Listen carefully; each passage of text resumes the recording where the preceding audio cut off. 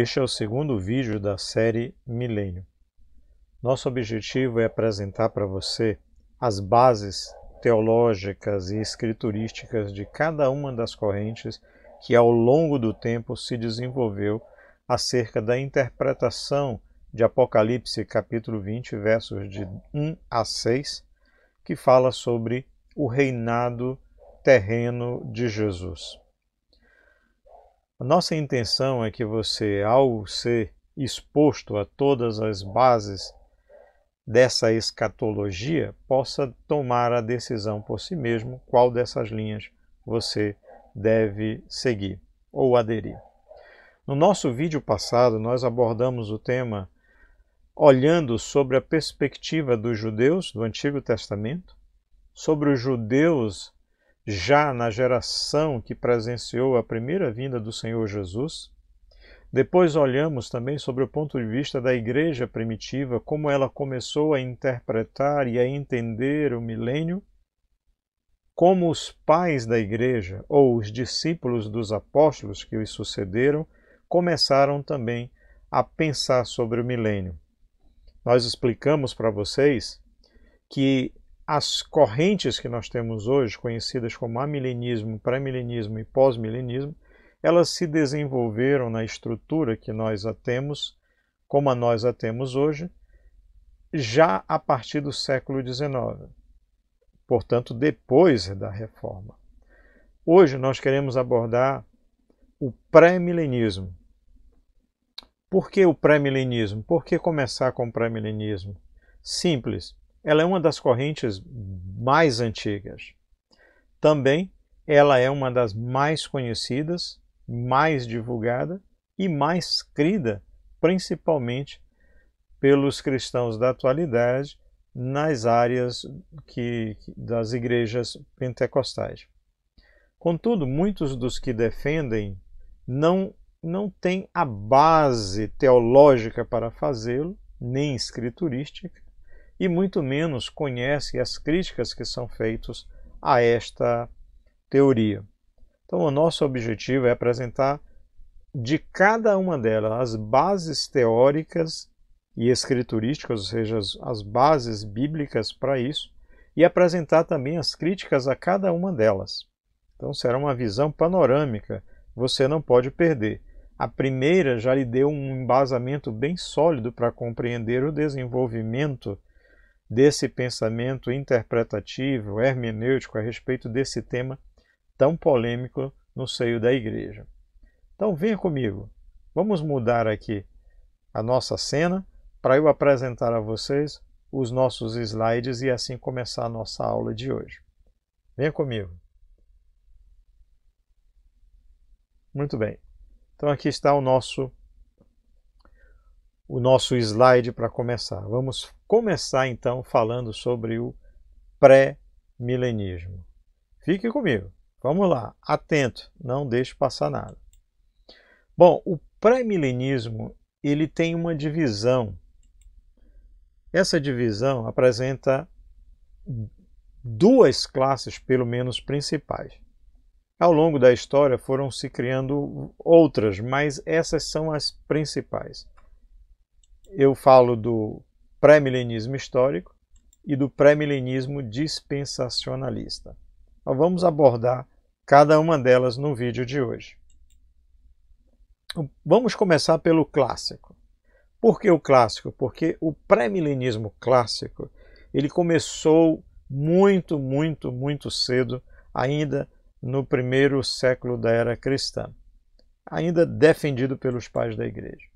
Um deles é Irineu, veja, o século I, estamos falando do século I da igreja, ou seja, dos 100 primeiros anos de história da cristandade. O que Irineu pensava? O que ele defendia, esse pai da igreja, já aí no primeiro século? Primeiro, ele entendia que o mundo, a existência da humanidade demoraria 6.000 anos. Por que 6.000 anos? Porque ele correspondia para cada dia da criação 1.000 anos. Como a Terra foi criada, todo o universo foi criado em 6 dias, então 6.000 anos demoraria ou duraria toda a existência humana. E ele pensava ainda o seguinte: depois que o anticristo aparecesse, completasse toda a sua obra destruidora, Cristo voltaria. Agora, haveria, quando Cristo voltasse, a ressurreição dos santos e o início do período milenar, correspondente então ao 7º dia da criação. Então veja que o milênio seria o período do descanso, porque o sábado Deus descansou. Então teria aí 6.000 anos de história, o anticristo então apareceria, geraria toda uma tentativa de destruição, Jesus então viria e estabeleceria o reino milenar, que Irineu entendia que equivaleria ao 7º dia da criação, que seria o do descanso. Por isso, o milênio seria um tempo de paz, de prosperidade, de descanso, porque Cristo estaria reinando na Terra. Perceba, é pré-milenismo porque Cristo vem antes do milênio. Me acompanhe. Nesse período que duraria o milênio, Jerusalém seria reedificada e a justiça e a paz seriam restabelecidas na terra. Bom, findo então o milênio, ou seja, os 1.000 anos que equivaleria para Irineu ao 7º dia da criação, teria lugar então o juízo final e o aparecimento de uma nova criação, onde os redimidos viverão para sempre na presença do Senhor, e aqueles que não estão com ele, é certo, seriam lançados no lago que arde com fogo e enxofre. Então, essa é a visão de Irineu já no século I.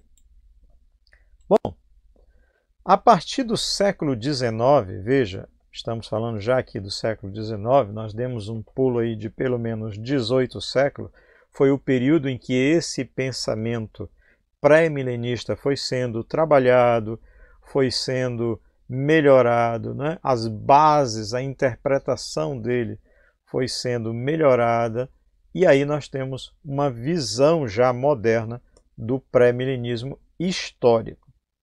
Então, a segunda vinda de Jesus está próxima, será visível, pessoal e gloriosa. Além disso, será precedida de alguns acontecimentos que são importantes descrevê-los. São eles a evangelização de todas as nações, a conversão de Israel, a grande apostasia que virá a partir da intervenção e da atuação do anticristo e do falso profeta, a grande tribulação, um período de 7 anos de grande tribulação, porque será o período em que o anticristo estará atuando sobre a face da terra, juntamente com o falso profeta, recebendo de Satanás aí todo o poder. Teremos também a revelação deste anticristo, que na metade do período da tribulação, ou seja, depois de 3 anos e meio, se manifestará como aquele que é contrário a tudo que se chama Deus.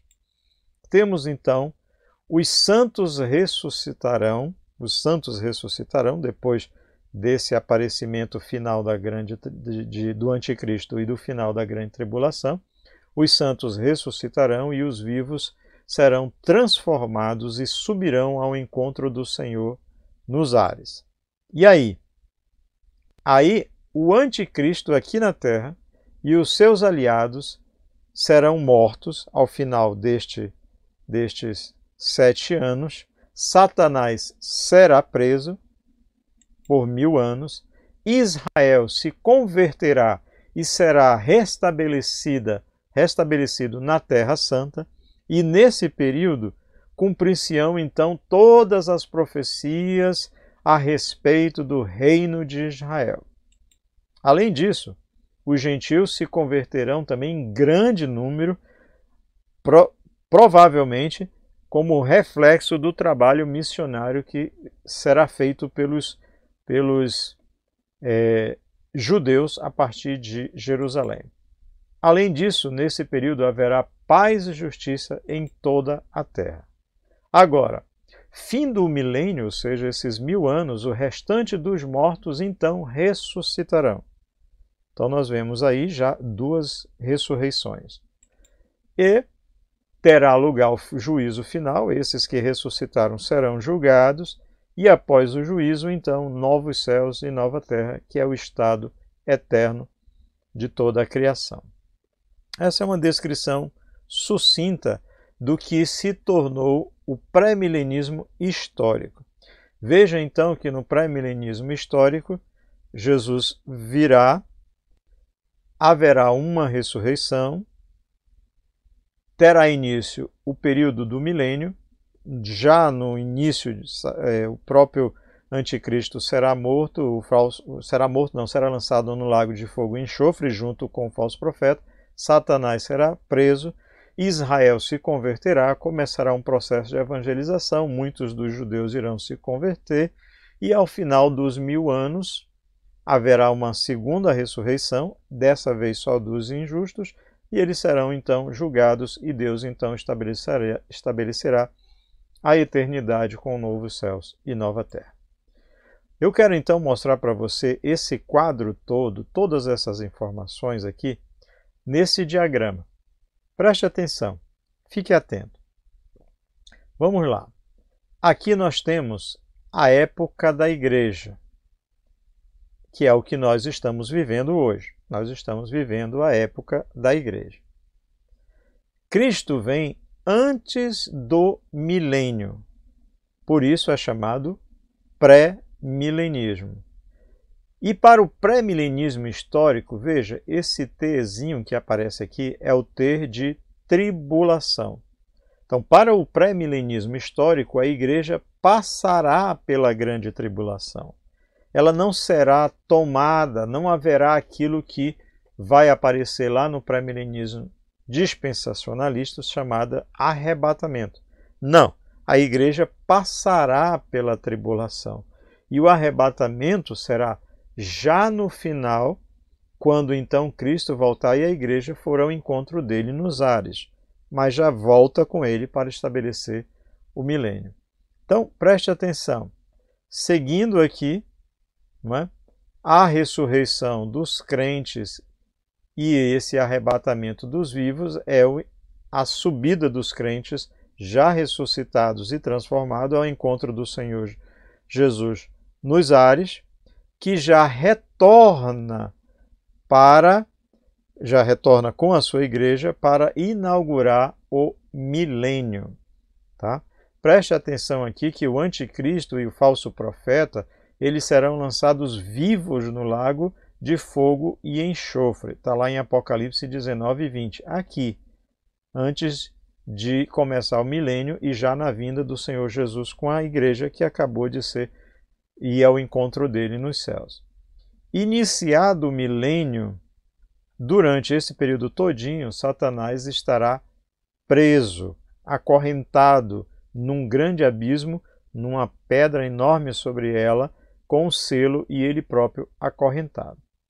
Nesse período do milênio, veja, Jesus estará reinando.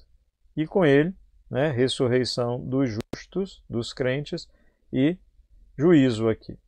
Então veja, Jesus aqui vem, aqui é o milênio, fim do milênio, Jesus vem, a ressurreição dos descrentes, daqueles que não eram crentes, porque na primeira ressurreição só ressuscitaram os crentes, e haverá então o juízo final.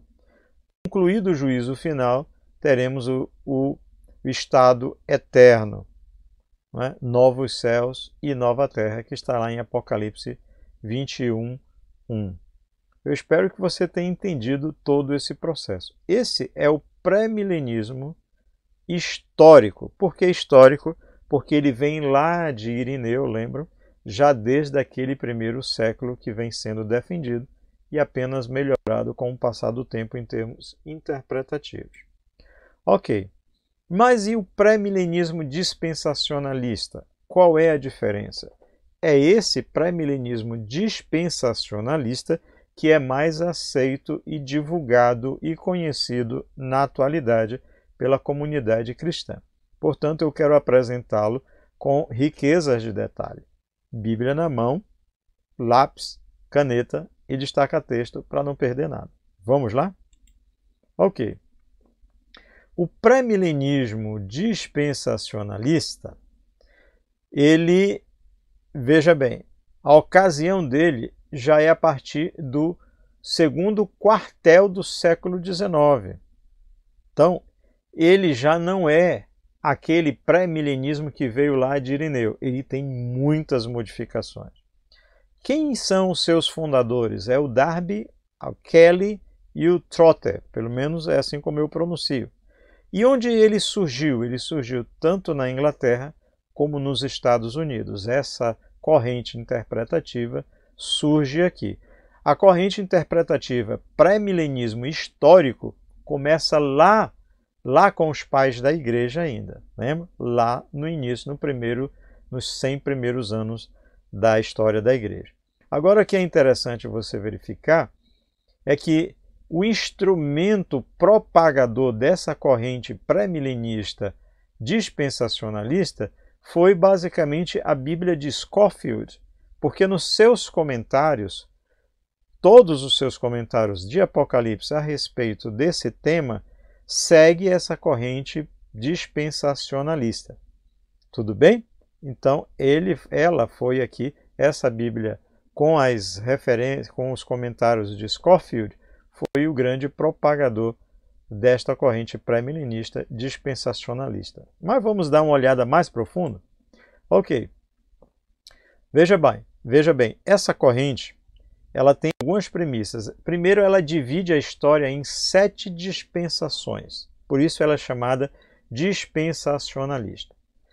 Bom, a teocracia, que é o governo de Deus para essa corrente, teve início lá no Sinai, quando Deus então dá a lei para Moisés, e ela tem o seu período áureo já no reinado de Davi e de Salomão. Então, para eles, a teocracia, ou seja, o reino de Deus na terra, começou no Sinai e foi até Davi e Salomão. Muito bem.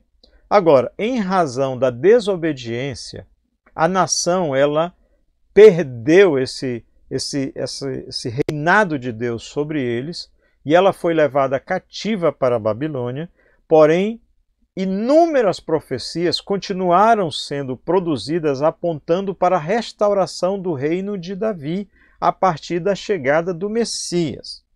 Muito bem. Porém, como Israel não reconheceu o Messias quando ele veio, Jesus não estabeleceu o seu reino, mas o postergou, o adiou para um período distante. Então preste atenção, meu irmão, isso é muito importante. Para essa corrente, a teocracia, o reino de Deus sobre a face da terra, começa no Sinai. Se propaga, passa por todo o período dos juízes, chega até o período da monarquia e tem o seu período áureo com Davi e Salomão. A partir daí começa uma decadência até o ponto deles serem levados cativos para a Babilônia. Mas os profetas, segundo essa corrente, continuam profetizando a respeito da restauração do reino de Davi sobre a face da terra, e esse marco restaurador seria a vinda do Messias, que é o Senhor Jesus Cristo. Contudo, quando o Senhor Jesus vem, os judeus não reconhecem Jesus como Messias. Ele veio para os seus, mas os seus não o receberam. Lembram-se disso?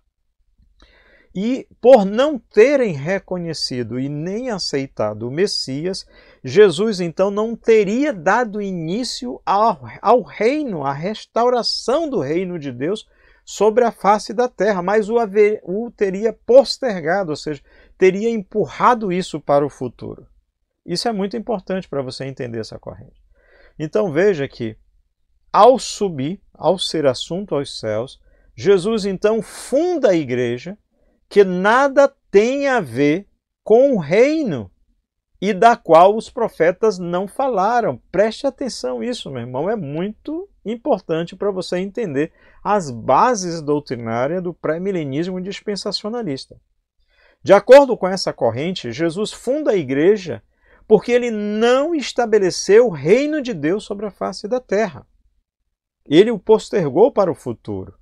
Mas ele cria a igreja para que neste período, então, nesse interregno entre a decisão de Jesus não estabelecer o seu reino e até que ele venha estabelecer no futuro, ele abriu o interregno e entra aí o período chamado período de graça, onde Deus está agindo com a igreja e através da igreja. Portanto, eles ressaltam que a igreja não foi profetizada, porque ela não tem a ver com reino. E os profetas profetizaram sobre o reino. Ou seja, a igreja nada mais é do que um incidente histórico em que Jesus, por decidir não implantar o reino, a restauração do reino de Davi, ou a implantação do reino messiânico, naquele período, em razão de haver sido rejeitado, ele resolve criar nesse interregno a igreja. Bom, vamos lá. Vamos continuar com essa interpretação. Então, preste atenção, Jesus não é o rei sobre a igreja, mas sim o seu cabeça. Por que Jesus não é o rei? Porque ele não estabeleceu o reino de Deus.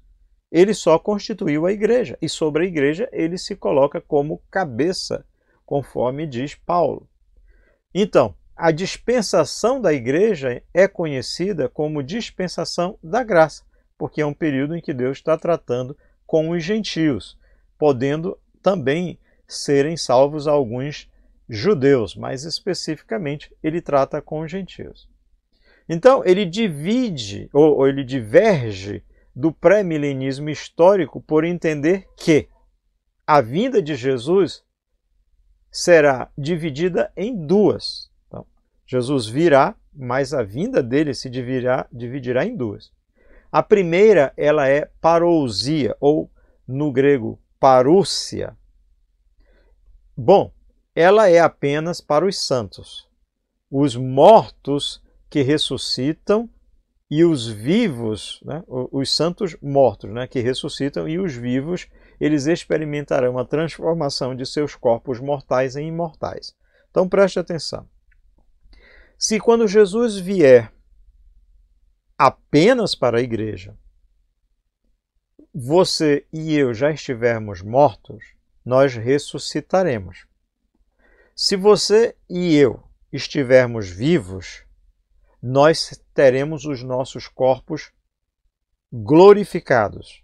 Eles deixarão de ser mortais e se transformarão em imortais. E juntos com os crentes que ressuscitarem, nós seremos levados para o encontro do Senhor nos ares, para experimentar as bodas do Cordeiro.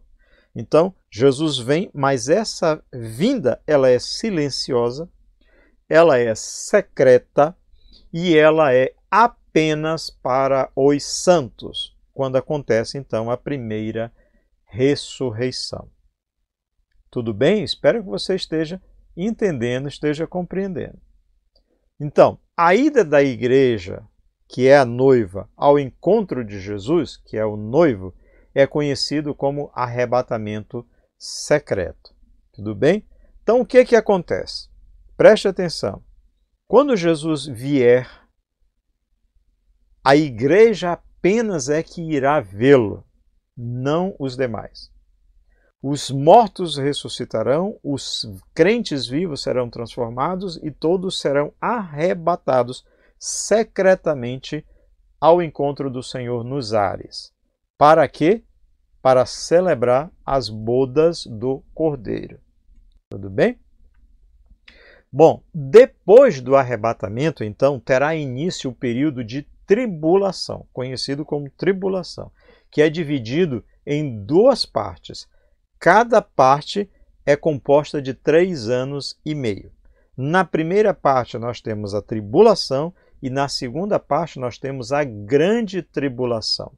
Qual a diferença entre uma e outra? Qual a diferença? É que no segundo período, nos 3 últimos anos e meio, o anticristo se revela como quem ele de fato é, alguém que é contrário a tudo que se chama Deus. E, em parceria com o falso profeta, ele movimenta todas as nações contra Israel, que, nessa época, estava pensando que ele seria o Messias e que, quando ele se revela contra tudo que se chama Deus, a Israel o rejeita, então ele começa todo um processo de tentar a destruição da Terra Santa. Entenderam? Nos primeiros 3 anos e meio ele já está manifestado, mas ele aparece como se fora o Messias. Nos 3 últimos anos e meio ele revela a sua verdadeira identidade. Muito bem. Cristo, então, que se encontrava nas nuvens celebrando as bodas, retornará, vinda não para os santos, mas com os santos que estavam com ele, triunfará sobre o anticristo e sobre o falso profeta e os lançará vivos no lago de fogo e enxofre. É o que está lá no Apocalipse. A partir desse momento, tem início então o milênio, que durará ou durante o qual Satanás ficará preso. Nesse período de 1000 anos, Jesus, então, em pessoa, junto com a sua igreja, que agora é composta de crentes transformados, glorificados, reinarão sobre todas as nações. Ao fim desse período, desses 1000 anos, durante esses 1000 anos, Jesus estará reinando na terra, com os crentes transformados, e durante esses 1000 anos ele governará a partir de Jerusalém, porque os judeus, de fato, agora, a partir desse momento, reconhecê-lo-ão como Messias, tá? E ele, então, passa a governar sobre todas as nações nesse 1000 anos. Nesse 1000 anos é um período de paz, tranquilidade e justiça. Vamos lá, vamos seguir. Fim dos 1000 anos, então, Satanás será solto e movimentará todas as nações para uma batalha final. Essa batalha final é conhecida como Gog e Magog. E ele vai mover todas as nações em direção a Jerusalém para lutar contra o Cordeiro, que é, no caso agora, contra Jesus, que é o rei, porque lá é o centro do reinado de Jesus. Então ele movimenta todas as nações contra Jerusalém. Contudo, sobrenaturalmente vem fogo do céu, que desce do céu, e consome todos os que marchavam ou que ousaram marchar contra a cidade santa, cidade do grande rei, que é Jesus, que estaria ali pessoalmente governando tudo. Inclusive Satanás será lançado no lago que arde com fogo e enxofre, onde já se encontram o falso profeta e o anticristo. Bom, a partir daí então haverá a ressurreição de todos os ímpios. Veja, essa é uma outra ressurreição. E todos os ímpios serão colocados diante de Deus, serão julgados pelo Senhor e condenados a uma eternidade de tormento, enquanto todos os salvos experimentarão os novos céus e a nova terra, dando o período de eternidade para a igreja, durante a qual ela estará completamente isenta de qualquer possibilidade de cair de novo. Muito bem, eu quero mostrar isso para vocês nesse quadro. Preste atenção e vamos tentar resumir tudo o que nós falamos neste quadro. Nós estamos então vivendo a época da igreja, certo? Acompanhe comigo, estamos vivendo a época da igreja. Bom, Cristo vem antes do milênio, por isso é chamado pré-milenismo. A vinda de Jesus se divide em duas, olha, preste atenção. Nessa primeira vinda, acontecerá a ressurreição dos crentes apenas e o arrebatamento daqueles que estiverem vivos. Este acontecimento é chamado de vinda secreta de Jesus. Agora preste atenção que o T, que significa tribulação, está aqui, olha, depois dessa primeira vinda. significando dizer que a igreja não passará pela grande tribulação, nem pelos 3 primeiros anos e meio, que é a primeira parte, nem pelos outros 3 últimos anos e meio, que é a segunda parte. A igreja será poupada disso. Então, aquelas perseguições que acontecem no livro de Apocalipse são todas sobre as pessoas que ficarem sobre a face da terra, e não sobre a igreja, que terá sido arrebatada nessa vinda secreta de Jesus. Tudo bem? Então preste atenção. Venha comigo. Vamos lá. Jesus, então, levou a igreja, passou 7 anos festejando as bodas do Cordeiro. Depois desses 7 anos, ou melhor, enquanto está passando esses 7 anos, Satanás está atuando na face da terra através do anticristo e do falso profeta. Tá? Aí vem, depois dos 7 anos, Jesus desce, ele estava nos ares com a igreja, agora ele desce. Essa vinda aqui de Cristo, não é? Que ele retorna com a igreja que tinha sido arrebatada, é a vinda dele para, então, inaugurar o período chamado milênio. Essa vinda aqui de Jesus, então, ela é uma vinda visível para todos. Todos vão ver essa vinda, então, de Jesus vindo com toda a sua igreja. Aqui, Satanás é solto, né? A igreja não passa pela grande tribulação. Está aqui, ó, o destaque. Satanás vai ser preso. E aqui começa o milênio, em que Jesus domina, reina, governa sobre toda a face da terra a partir de Jerusalém. Fim dos 1000 anos, Satanás será solto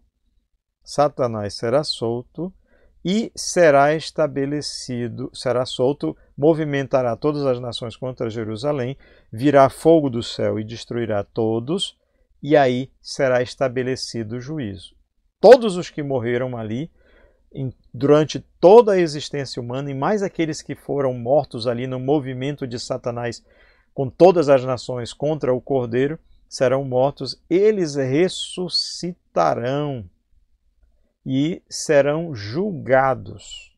Depois desse julgamento final, só dos descrentes, entraremos no estado eterno, que é ali os novos céus e a nova terra. Esse é o resumo do pré-milenismo histórico. Qual é a grande diferença entre ele, pré-milenismo histórico, e o pré-milenismo dispensacionalista? O pré-milenismo histórico só tem uma vinda de Jesus só, não se divide em duas. A igreja passa pela tribulação, e já no pré-milenismo dispensacionalista, a vinda de Jesus se divide em duas, uma só para a igreja, que não passa pela tribulação e que 7 anos depois desce com o Senhor Jesus, já para estabelecer o milênio, prender Satanás e governar durante esses 1000 anos. Depois de termos visto toda a parte teórica que embasa, que fundamenta, que alicerça o pensamento do pré-milenismo, é importante que nós analisemos também as críticas que são feitas a esta teoria. É importante que você se mantenha focado, porque agora toda essa base hermenêutica, interpretativa, ela será confrontada com algumas críticas. A primeira crítica que se faz à teoria do pré-milenismo é: essa teoria baseia-se numa interpretação literal das profecias sobre o futuro de Israel e do reino de Deus.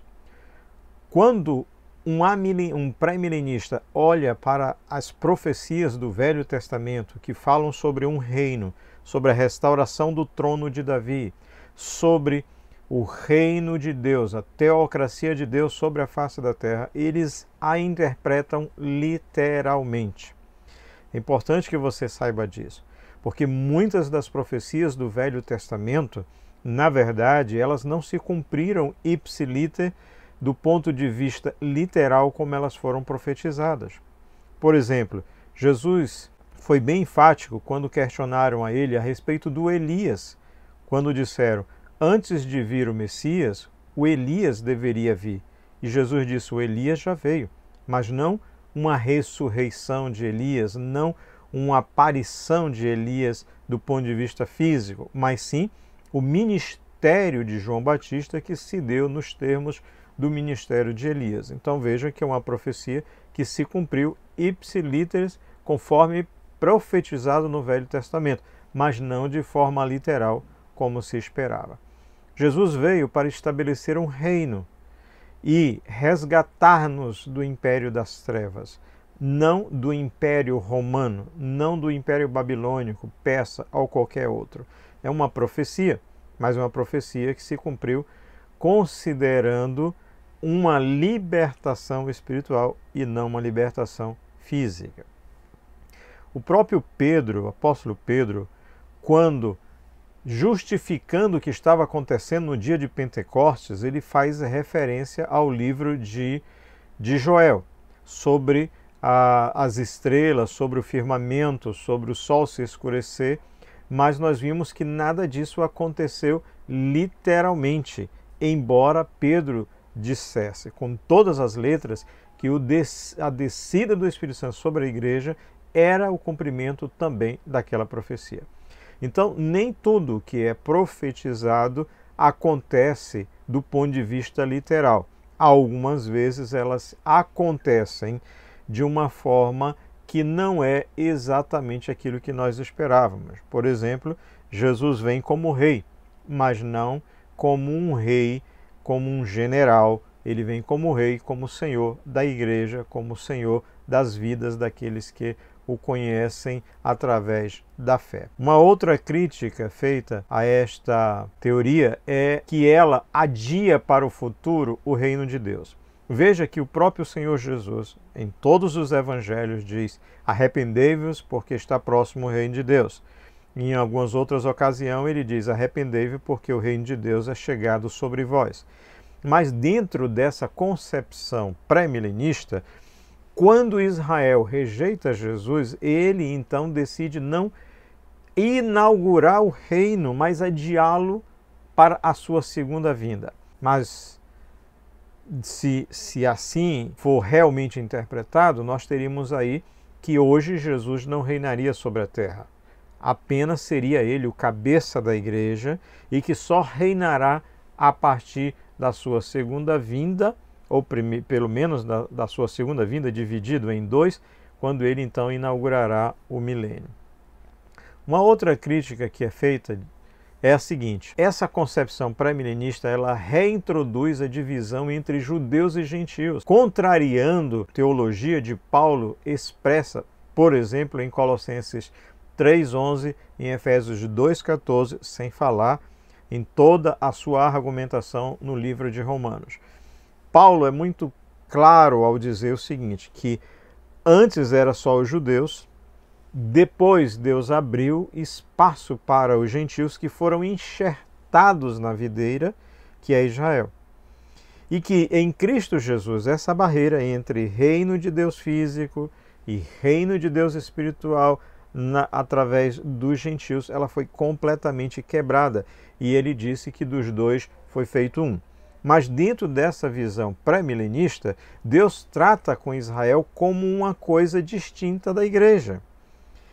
Entenderam? Fazendo ou trazendo de volta uma divisão que Paulo disse que o evangelho quebrou.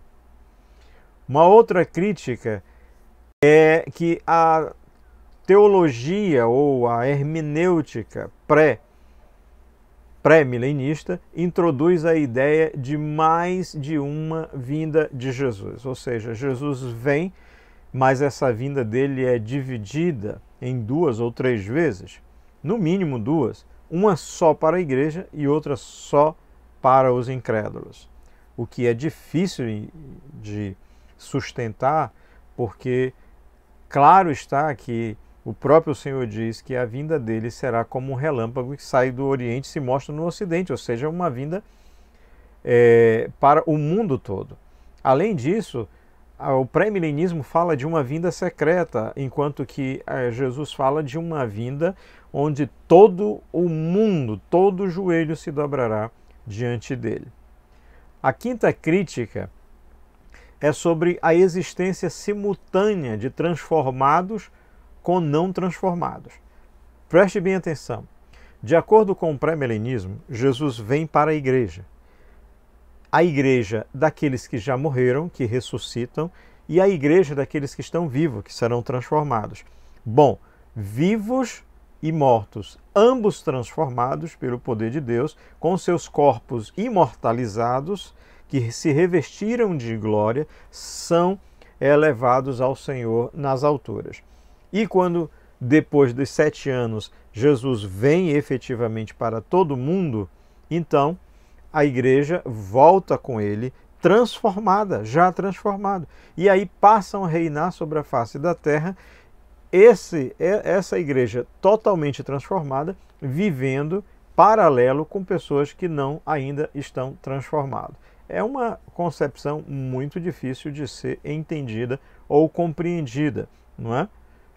Melhor seria, com os corpos glorificados, viver no céu, viver na presença do Senhor eternamente, do que voltar para a terra numa condição como esta. Então, estas são as concepções, as críticas que são feitas a essa teoria pré-milenista.